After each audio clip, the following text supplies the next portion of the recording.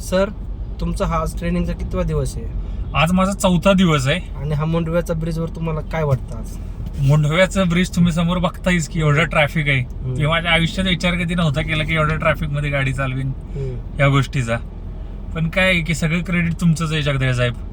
तुम्ही जर नसता तर आज मला नाही वाटत की मी माझ्या गाडीच्या स्टेअरिंगवरती क्लचवर किंवा ब्रेकवरती कधी पाय देऊ शकलो असतो. तुम्ही बघताय एवढे हेवी व्हेकल्स आहे, 2 व्हीलर्सवाले एवढ्या आजूबाजूनं जातात आहेत, तरी पण मी आज कॉन्फिडेंटली एवढं तुमच्या समोर 4थ्या दिवशी व्हिडिओ शूट करता करता गाडी चालवतोय.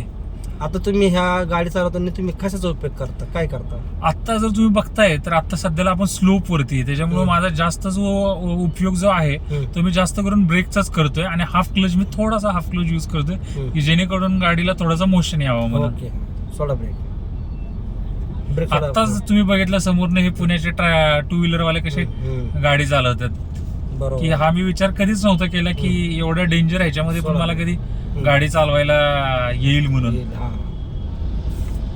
आता ट्रॅफिक हल्लं थोडंसं, राईट ठेवा थोडी जास्त काय.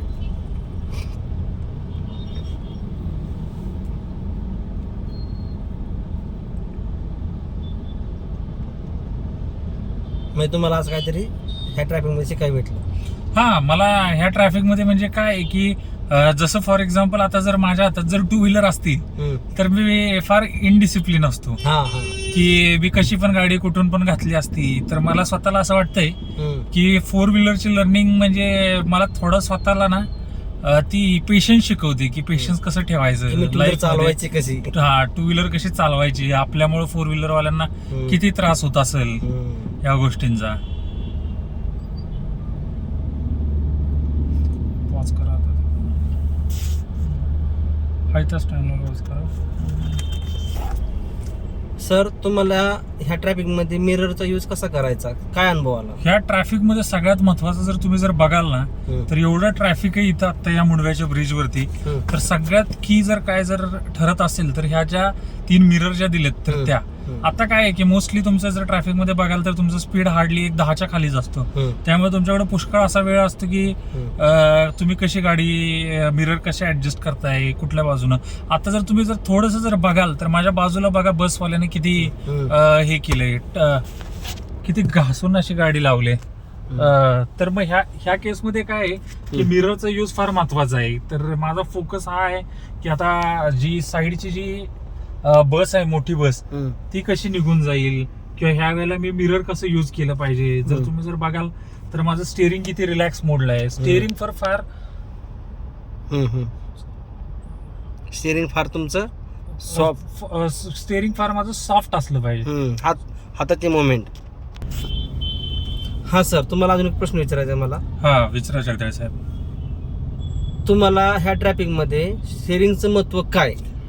स्टेअरिंगचं महत्व म्हणाल तर फार क्रुशियल आहे, कारण की मोस्टली काय होतं की नवीन आता जे आमच्यासारखी जी नवीन गाडी शिकतात त्यांचं मोस्टली काय होतं की स्टेअरिंग वरती एकदम घट्ट हात राहतं, म्हणजे टाईट. आम्हाला असं वाटतं की बाबा आता तर बघाल तर आता ह्या ज्या कारला आहे माझ्या, तिला पॉवर स्टेअरिंग आहे, तर हिला काय जस्ट नुसतं एका बोटाचं काम आहे.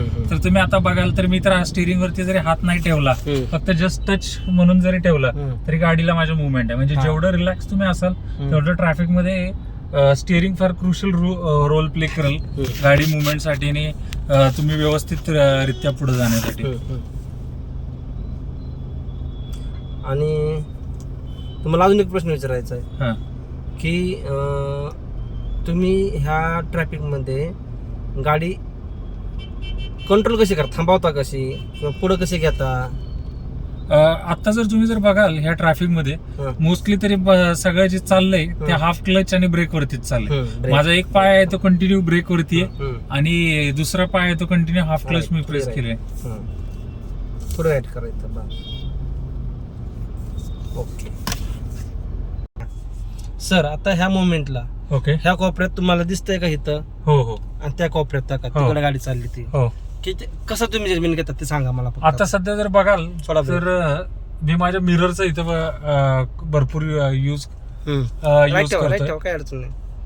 ब्रेक सगळ्यात महत्वाचं तर काय, समोरची गाडी तो कोपरा, हा जो डॅशबोर्डचा राईट साईडचा कोपरा जिथं माझी मिरर एंड होते राईट साईडला, तो माझा इथं ऍज अ नॅव्हिगेटर म्हणून यूज होतोय. आणि लेफ्टचा आणि लेफ्टचा आहे तो लेफ्ट साइडचा नॅव्हिगेटर म्हणून युज होतोय. आणि फ्रंट साइडला जर बघाल तर जी माझी हेडलॅम्प आहेत तर त्यांना मला क्लिअर कट हे दिसतंय की समोरची गाडी किती, याचा नंबर प्लेट किती आहे. जिथं मला नंबर प्लेट दिसतंय तिथं मी ब्रेक दाबण्याचा प्रयत्न करतोय.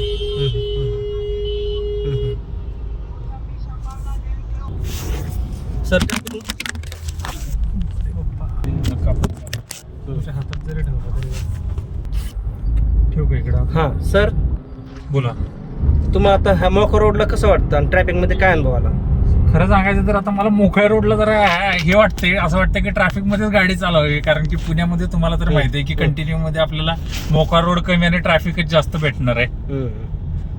तर तेच आहे. पण आता मोकळ्या रोडचा हा अनुभव आला की आता बघताय तुम्ही तर जवळजवळ 7-7:30 वाजलेले आहेत.